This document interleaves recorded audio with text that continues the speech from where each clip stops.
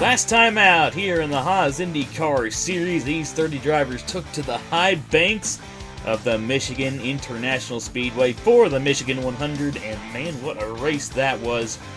We saw Braden Perez go to victory lane, got his first win of the season, and got Team Velocitar's first win in quite a while. But on the topic of Velocitar, this is a race where we've seen a lot out of that team. They won here last season with Luna Lona at the wheel.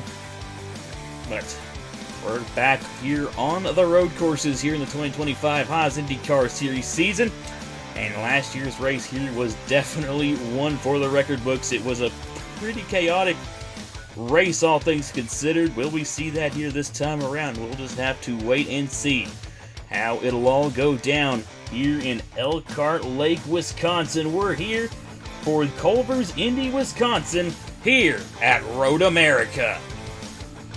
What's going on, everybody? Caleb here, and welcome to Culver's Indy, Wisconsin, here from Road America, the 4.048 mile road course here in Elkhart Lake, Wisconsin. And I'm definitely looking forward to how this race goes down. This was an interesting race last season, with definitely a lot to talk about, and definitely got a lot to talk about going into the race this year, and we'll just have to wait until it all play out here in this 13-lap race here at Road America. But it's definitely going to be a lot of fun, I can tell you all that, and I'm not calling this one alone. Joining alongside me for the call, we've got Andrew Miller up here in the booth, and thank you so much for joining me here for this one. And like I've kind of been touching on, we've seen chaotic races at this track here in the past, so what do you think we might see here today from today's race here at Road America? Well, I think it'll be a little more unpredictable than your typical road course race. A lot of good passing opportunities, opportunities for mistakes to be made if a driver does indeed have any slight lapse in concentration. This track has made for some very big moments on the channel before in various different series, and with how it races with these Indy cars is going to be fast. It's going to be wild. It's especially going to be wild since we will have a pit stop in this race, and with a very, very tight championship battle, I think that this one will play a big hand in who will emerge and going forward with a decent chance at it. So I'm with you, Caleb. I'm excited to see what happens. First time calling an IndyCar race this season, which is pretty sweet. And I think first time I've been in the booth with one of the races you've done. So thanks for having me, man. This is awesome. Yeah, thank you for being up here. Really excited to see how it will all go down here in today's race. Like you said, fast and wild it will be indeed. And like you also kind of touched on, definitely expect the unexpected here around this road course. Like I said, we got 13 laps ahead of us. We'll just have to wait and see how it will all play out here from Culver's Indy, Wisconsin, here from Road America. But, of course, where we are at a pretty long road course, we'll quickly get these guys rolling here from Road America. And as they do, we'll take a quick look here at your point standings coming into the 12th race of the 2025 Haas IndyCar Series season. Up at the top of the point standings, it's the number 8 of Tanner Parton, who has a 5-point lead to the number 52 of Zachary Fitzwater. Parton starting about towards the midfield, but Fitzwater starting, I believe, towards the back. And yeah, there he is in the 52. So he's definitely got a bit of a hole to dig himself out of here if he wants to try and stay close there to that points lead. Brendan Wilmington comes in third in points, 10 back, and behind him you got the 79 of John Andrews, 11 back. Then you got Braden Perez, last week's winner out of Michigan. He enters this race 21 points back. Ace Garcia is 655 back and also tied with the 07 of Bradley Bradshaw. 8th is a 00 Christian Vargas, 73 back. And then you got Chris Reynolds in the 80-86 back. And then rounding out your top 10 in points, you got Dylan Matthews in the 39, 89 points behind Tanner Parton going in. Definitely could see some shakeups in the point standings after all said and done, though. Like I said, we'll have to wait and see how everything will play out. But, like I said, we'll just have to wait and see. But really quickly, we'll take a look here at your starting grid for today's race here from Culver's, Indy, Wisconsin. Starting on the pole position, it's the NS Racing number 97 of Aaron Abel, and he's going to start alongside the number 1 of Aldra Baranowskis. Row 2, we find the 80 of Chris Reynolds starting alongside the 81 of Brad Stover. Row 3, we have the 99 of Max Anderson, who honestly looked poised to maybe take the win in this race last season, but ran into some trouble during the pit cycle and maybe looking for a little bit of redemption this time around. He's starting alongside the car that he drove last season. That is number 13 of Duncan Ward. Row 4, we have the 07 of Bradley Bradshaw starting alongside the 27 of Ace Garcia, winner from Nashville just a couple of weeks ago. And rounding out your top 10 there, we've got the 00 Christian Vargas starting alongside your Indy 250 champion, Brendan Wilmington. Race info will be on the bottom left-hand side of your screen. Of course, like I mentioned, you got a 13-lap race here today, the usual 30 entries. And like Andrew kind of touched on there, the pit window should be around halfway, maybe about laps 6 to 8 is when we might see a lot of these guys come down the pit lane. Be really interesting to see what kind of strategy everybody will pull off. Do you want to undercut, overcut? We'll just have to wait and see what is on everybody's minds. But, Andrew, who do you got winning today's race here from Culver's, Indy, Wisconsin? Definitely going to be really interesting to see who does walk away with this one, but I don't know, who are you looking at? That is a very good question. If I'm going to narrow it down and put a name up there, I am going to go with Max Anderson, try and get some revenge after last year. I think starting in a great position, albeit this track's a little unusual because the odd number cars are starting on the outside lane going into the first corner. So whether that'll actually help or hurt that line, we'll wait and find out. But Max Anderson, I think he can get it done here, but he's got stiff competition to do it. So this will be fun. At least in the early stages of last year's race, he showed that he knows how to get around this racetrack, and definitely with a chip on his shoulder after last season. So I would definitely watch out for that 99 car. He's got a good starting position, which is definitely really good, especially here at these road courses. We'll just have to wait and see how it'll all play out here after 13 laps around Elkhart Lake, Wisconsin. But here they come off the final corner. Pace car is going to make the right-hand turn into the pit lane, and as they go up the hill, it's going to be the 97 of Aaron Abel and the 1 of Aldra Baranowskis, who's going to lead him down the front straightaway. And here we go. Coming down the front straightaway, we are Green Flag Racing here in Culver's, Indy, Wisconsin, from Road America.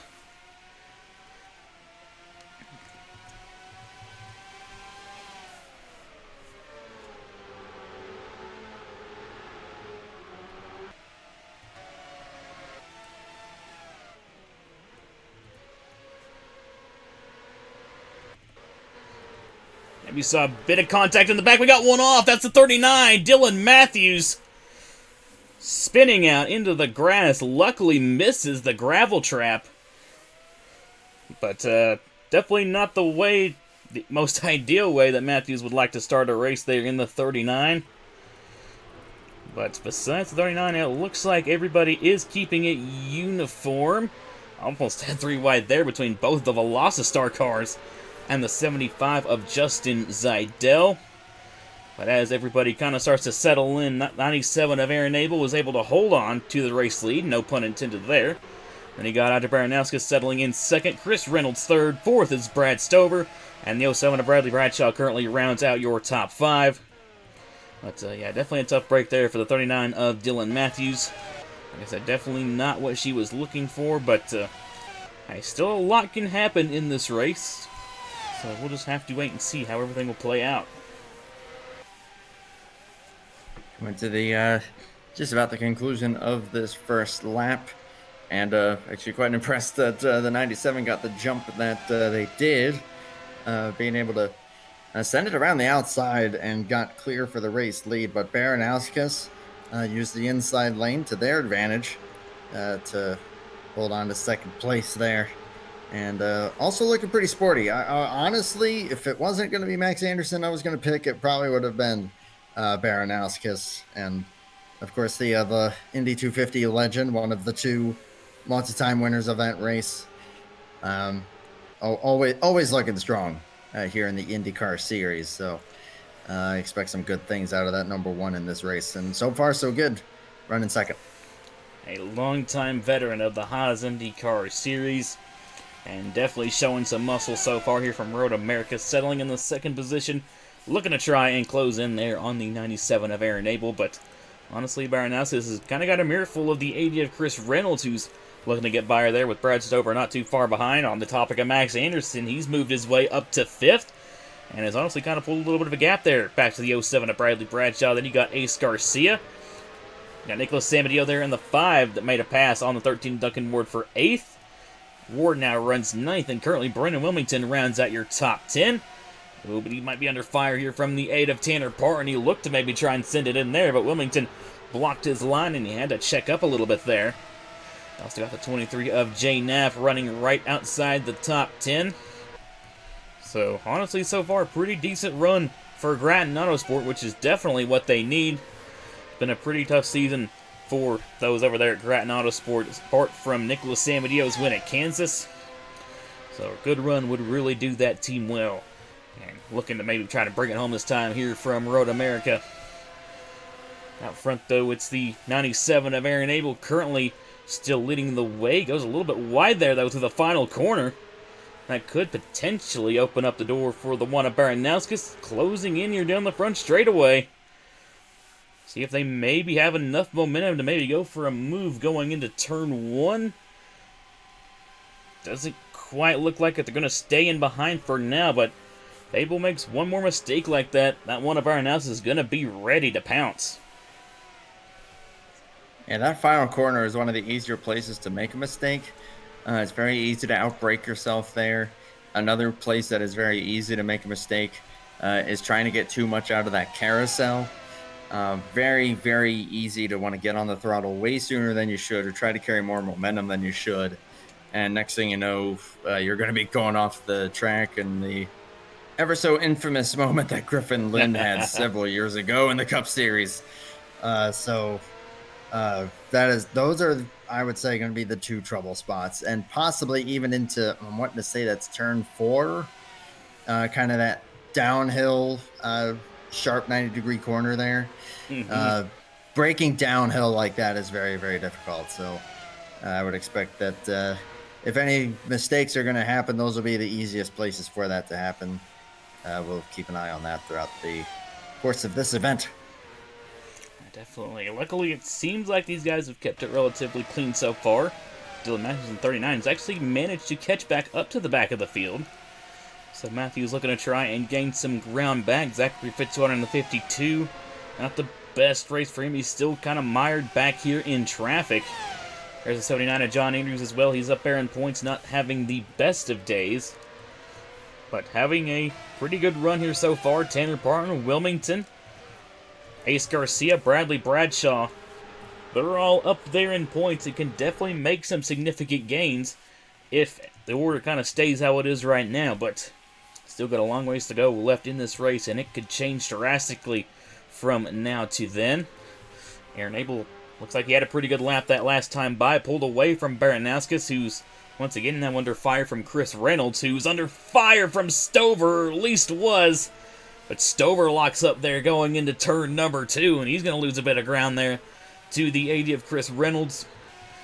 It's a track that, like you kind of touched on, it's easy to make mistakes around here. And like you were mentioning this corner right here. So we usually often see a lot of stack-ups, especially in the stock car side of things, as they really aggressive on the brakes. Ace Garcia was really aggressive on the brakes there, looking to try and dive bomb the 07 of Bradshaw, but looks like Bradshaw was going to beat him back to the power there, and he's going to hold on to the position for now. Yeah, that's what you want to do around this track. That's usually where we see the winner come from, just minimizing their mistakes around this racetrack. And oh boy, it's starting to heat up front here, as now Chris Reynolds looking to go after Baranowskis for second. They're going to stay side by side here, going into the kink, and Reynolds got really sideways there, probably had to check up to avoid hitting the one of Baranowskis, and probably lost the back end. But he's going to hold on to it there in the 80, and now he's under fire here from the 81 of Brad Stover. And don't look now, here comes the 99. Max Anderson has closed up to the back bumper of these guys. I'd definitely watch out for this 99 car as this race goes along, and he's going after Brad Stover now here for the 4th position. A really good race so far out of this 99 of Anderson. Like I said, he's definitely got a chip on his shoulder after last year's race here. And he is definitely going 110% here, as he's all over the gearbox now of the 81 of Stover. Looking sporty. He was able to catch up after that hard battle there between Baranowskis and Reynolds. Oh. And, that was him avoiding. Yeah, that was him avoiding hitting the back end of the 81. Otherwise, that was going to be a big calamity. Ooh, almost more calamity there. Got some teammates running pretty close together there, and a little heart in the throat moment right there. But hey, someone who's loving all the battling that's going on behind him is Aaron Abel. He is gone. All these guys battling back there has let this 97 really pull away with this race lead. That last time by almost had a 2-second gap to the one of Baranowskis, but they have all kind of single filed out once again, have all kind of calmed down. So we'll see if they can maybe make another run here at this 97 of Abel. Looking back through here, Brennan Wilmington, Duncan Ward might be going at it here for the 9th position, and Jay Knapp is definitely wanting to get in on this action, as he's all over the gearbox of the 98 of Brennan Wilmington. Got Sam Adio trying to reel in the 27 of Ace Garcia. And like I mentioned, we got the teammates back here. For Team Velocitar, you got Logan Williams and Braden Perez. Decent run for Braden Perez, and really nice to see Logan Williams having a really good run. It has been a rough year for Logan Williams. Honestly, rough would probably be an understatement. But running right outside the top 10 here in his home race so far, and looking to bring a good finish home, that would be really nice there for that number 63 GRT Team Velocitar entry. But kind of approaching halfway home here from Road America, and it's still Aaron Abel out front. But that last time by, Baranowskis closed in a little bit, but maybe went a little bit wide there through turn 1, but Reynolds goes wide here through turn 2. We'll see if they can maybe close into the 97 of Aaron Abel, but now that we've closed into lap 6 here, we could start seeing pit stops here in the next few laps, so I don't know, if you were these guys out here, what would the call be? I think the safe play, you got to go to at least 7, or lap 7. That will ensure that you can just go hammer down for the final stint. If you pit now, that puts you in a bit of a iffier position. You're not going to be able to push nearly as hard. You could probably make it on fuel, but you're not going to be in nearly as good a shape to be able to really put the hammer down. I am someone that I would very much favor having it to push at the end instead of in the first stint. That's just me. But who knows? If you're in the back, could be the right play. Try an undercut. Don't know how much tire wear is really at play here, so I don't know. That could be the call. But I would at least go another lap here. It'll be interesting to see what everybody does decide to do. And rounding the final couple corners here, got the 97 of Aaron Abel, who goes pretty wide there through the final corner.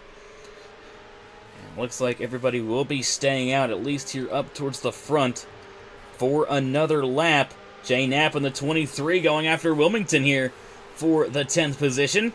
Side by side as we go up the hill. Side by side as we go down the long straightaway. Jay Knapp there trying to take the spot away from his former ride, and into turn number 1 they go. Wilmington got the power down there on the outside, but Knapp has tried to hang tough on the inside. We'll see if he tries to dive it in here. Not quite going to be able to get there, and Wilmington will hold on to the position for the time being. Marcus Glitch goes a little bit wide there in the 48. There goes Anthony Hernandez on the 00 of Christian Vargas, and oh boy, that was almost contact between Noah Clifton and the 49 of Angel Gutierrez, but we did have one car come down. That's going to be the 41 of Bruno Diacomo. And that Trackhouse Racing number 41. He's going to pull a bit of an undercut here. And we'll have to wait and see how it all plays out. But I definitely imagine here on lap number 7, we might start seeing a lot more of the field come down now that they know for sure that they can make it to the end. And I would definitely imagine that pit road will probably be a pretty busy place here this time by. And while I was saying that, yeah, you at least wanted to get to the end of this lap to pit, if there is one advantage that Giacomo had, it's that he had the pit lane to himself, so he could be as aggressive as he wanted, getting on the brakes, getting in and out of his pit. Everyone else is going to be contending with each other here, so if that is one advantage that he had by pitting by himself there and pitting early, that would definitely be it. But here we go. We're going to find out who it's going to be this time. Ooh, that's pretty much everyone. Everybody. Top 5. All the top 5 are going to come down. So is Bradshaw. And oh boy, pit lane is going to be busy as everybody looks to be coming down here on lap number 7. And it does look like that is going to be the case. So, oh boy. This is going to be interesting. Keep it clean.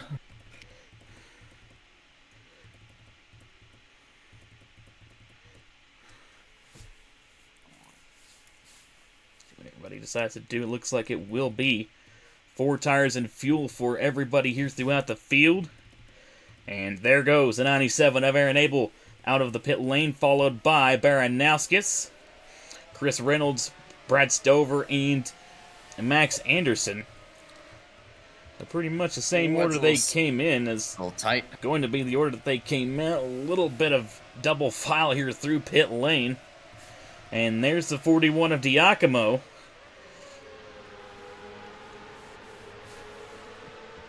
It looks like he's going to gain at least a little bit, I think. In front of the 86 of Carson Miller. Marcus Glitch going to go a little bit wide there. Again, the cold tires. Definitely need to get those tires heated up as quickly as possible, because those tires are really going to be extremely slippy and slidey around this racetrack. But it does look like after everything is said and done, Aaron Abel will hold on to the race lead. Baranowskis is still second, Chris Reynolds third, fourth is Stover, fifth is Max Anderson, sixth you got Bradley Bradshaw, seventh is Ace Garcia, eighth is the 5 of Nicholas Samadillo, ninth is the 23 of Jay Knapp. So he jumped a couple of cars there onto the pit cycle, so good stuff there for Knapp.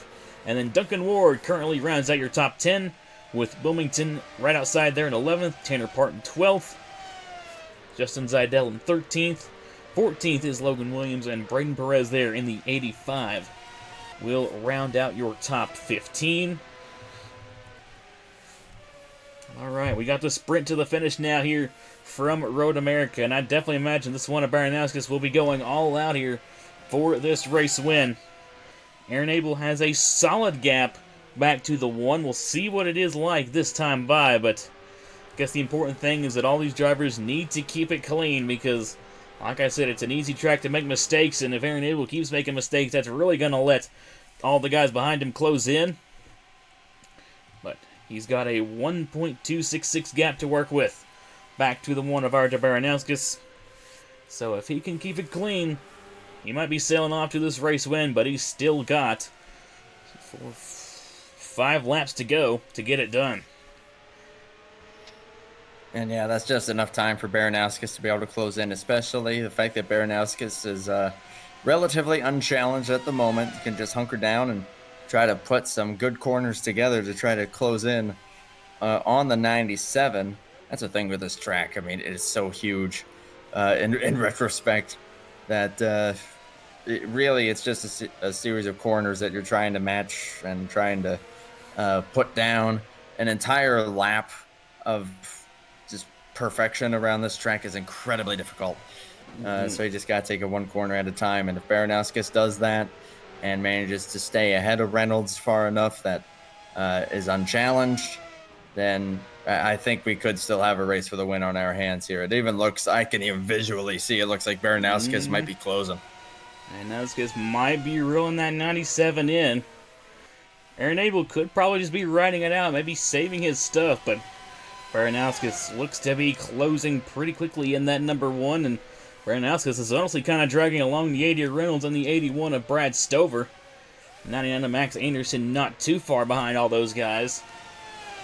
But yeah, I think you're right. I think just visually, that one of Baranowskis is closing in to the 97 of Aaron Abel. Everybody pretty clean there through the final corner, so we'll see what the gap is this time by as they go up the hill onto lap number 10. 4 to go here from Road America.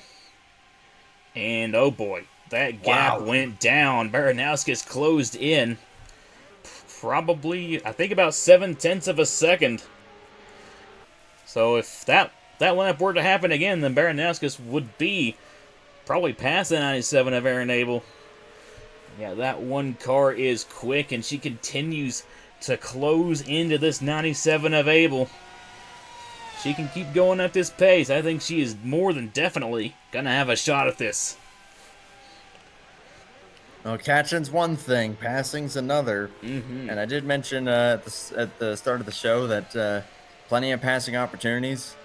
The thing with this track that I'm noticing is getting the power down when you're on the outside of a corner, when you're side by side with someone. It actually is very, very doable to be able to hold on to position that way. So that could benefit Abel here. But at the same time, yep, you got turn 1, you got this, you got after the kink here going into, gosh darn, I can't think of the numbers of the corners off the top of my head, but yeah, coming up here, this is a great passing position up here. But that's the thing, though. Baranowskis has to be like right there in order to be able to make it happen. Otherwise, that 97 is just going to be powering right off the corner, and then even if they stay side by side, coming up to this corner right here, inside's definitely going to be preferred. But then you switch right back again. So I don't know. I think that this could be a very interesting race. I think I'm contradicting myself a bunch with like, oh yeah, you can do this, you can hold on to that, but you also are preferred to be in this position. I don't know. Road America's just crazy. Yeah, definitely a very interesting track. And yeah, like you kind of mentioned, you got a 4-mile road course. It just has a whole ton of corners. Kind of hard to keep track of them all. But Baranowskis looks like she's been nailing all those corners because she has closed right to the gearbox of the 97 of Aaron Abel. But like you mentioned, catching is one thing, passing is another. It's definitely not the easiest track to pass at. But we'll see what Ida Baranowskis could potentially do as we run down here. Almost gets into the back of the 97 of Abel. And Abel's going to get the power down there a lot quicker, so gets a little bit of a cushion to Baranowskis, who slips wide. Here comes the 80 of Reynolds, looking to try to make a move, but Reynolds gets pushed wide and nearly loses the car again. Here comes the 81 of Stover, looking to try and take advantage. We're going to go side by side here through the carousel. That honestly might be the most sideways I've seen a car get here in a bit. How in the world did Reynolds hang on to that car? They're going to stay side by side, but you know what? Stover's got it. Brad Stover up into the 3rd position now in the 81. Wow. That was, again, that's what I said. You can power it down when you're on the outside of somebody, and that's exactly what Baranowskis just did to hold on to that position. What put Baranowskis in that position was the fact that they outbraked themselves behind Abel, and ended up needing to get out of it a little bit without running into the 97. But oh boy, I don't think we're Reynolds done might want back to take here. it back. I do not think we're done back here. Reynolds wants that spot back. He thought about peeking there. He might have a run deer down the front straightaway. He's going to take it to the inside, going into turn number 1. And they're going to stay side by side here down the hill, going into 2. Reynolds going to dive it in. Yes, he does. We'll see.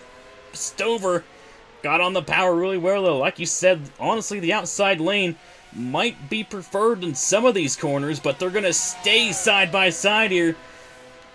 Down the long back straightaway into the downhill corner. Stover's going to clear and kind of swipe the nose off of the 80 of Reynolds, and he gets loose on exit. And that's going to let the 81 of Stover pull away just a little bit. Max Anderson with 99, not too far back now, but you also got the 07 of Bradshaw and the 27 of Garcia up in here. The battle here for the final podium spot is really heating up. But oh boy, I don't think this battle for the lead is quite done yet. Baranowski's trying to close in one last time on the 97 of Aaron Abel. This time by, though, it's going to be the white flag here from Road America.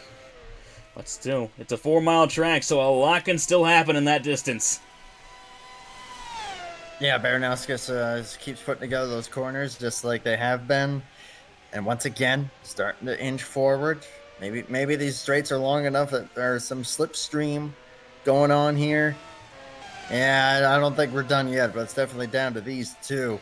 The third on back, that got pretty crazy. Oh, Aaron Abel goes a little bit wide. Oh, no. That might have cost him a bit there. Oh, yeah, that definitely cost him a little bit. Here they come up the hill for the second and final time. White flag in the air. 1 lap to go here from Road America. And now 3/10 behind is the one of Artur Baranowskis. Trying to do everything she can to try and close in and pass this 97 of Abel. That was a good turn 1 from Baranowski, continuing to close the gap down into turn 2. This will be the best opportunity, this next corner. Definitely might be a good opportunity if Baranowski can maybe catch some of that slipstream. Brad Stover has pulled away a little bit from Chris Reynolds, looking pretty good to have a podium there. And up front, a lot could still happen. Baranowski's a little bit loose there on exit. That cost her a little bit, but still has a little bit of time here to get regrouped. But Aaron Abel at 97 has dominated the day here so far and does not want it to slip away here in the last second.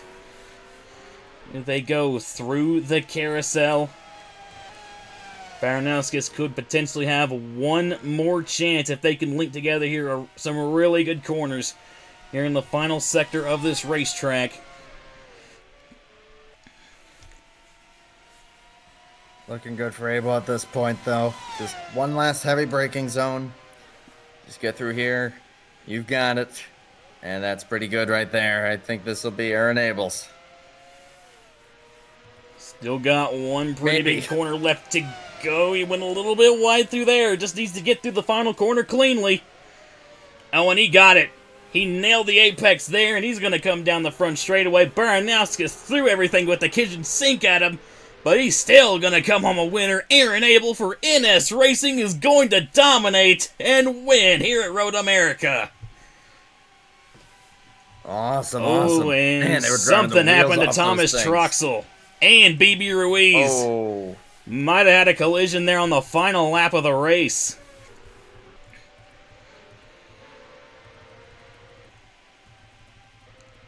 Ay, ay, ay. So the awesome stuff from these guys. Like I said, they left nothing out there. They were slipping and sliding all over the place, trying to get on the throttle as hard as they could.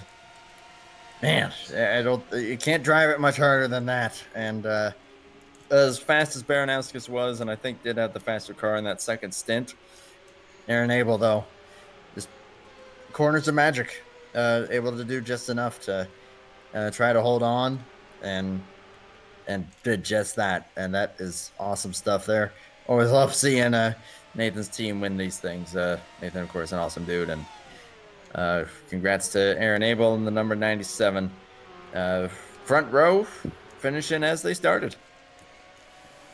What a race here from Road America. Like you said, especially these top two, they had all the chips down, all in on the table, and they were absolutely going after it for this race lead. And in the end, Aaron Abel was just barely able to hold on to this race win.